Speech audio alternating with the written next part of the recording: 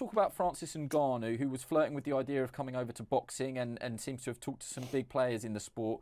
Conor McGregor has come out and said it was an error leaving the UFC. What's your thoughts on Ngannou and where he goes next?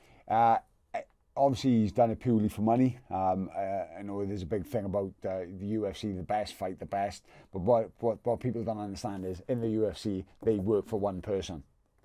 Is boxing, the promoters, the TV, they work for the fighter. So it's a different way. So he could make 10 times more money as a UFC heavyweight champion of the world fighting a top level boxer. The only problem you have is, does he go straight in against one of the big guns, which I think he'd have to do.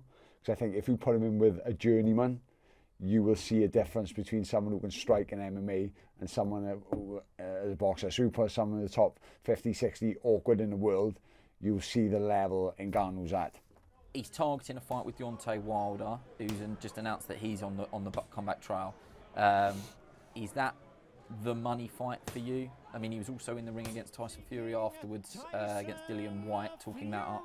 If you're talking money fights, I'd say Joshua would be the money fight because of the how well known he is. Fury, I think people know quite comfortably that he will school Ngannou. I think Joshua is quite schools Ngannou, but for people that think Joshua's vulnerable and Ngannou's supposed to be such a big striker, I think they can see a closer fight than it would be against a Fury. Wilder obviously again, but with the name Joshua has, he's much bigger than Wilder. We're in the era of new sort of hybrid boxing and MMA fights that could, we've just had tag team boxing, for example. I'm not comparing it to this, but there are talks of a hybrid boxing and then MMA match. Tyson Fury said he would do a boxing match and then an MMA fight with Ngannou. Dillian Whyte has obviously got experience in both. Would that be a better option if you're looking at? To be honest, I don't know. Again, I've done the jiu-jitsu. Even when I was world champion, I was competing in jiu-jitsu tournaments. I won brilliant, but I was good. I know if you do not know what you're doing and you're up against a wrestler, you get taken down quite easily and you get controlled on the floor quite easily. Even someone who's a lot lighter than you have to respect the sport of jiu-jitsu and wrestling. So if it was Ngannou against Fury at Ngannou's game, Ngannou.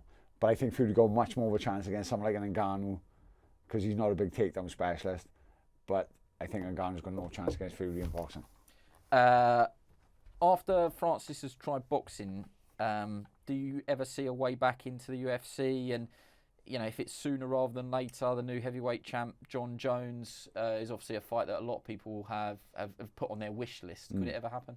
Dana White's all about money. He's all about making money for his company. And regardless of what happens in the boxing ring, I think if so many people got that question mark over John Jones, which I don't think it is a question mark. I think John Jones beats him. He is the GOAT.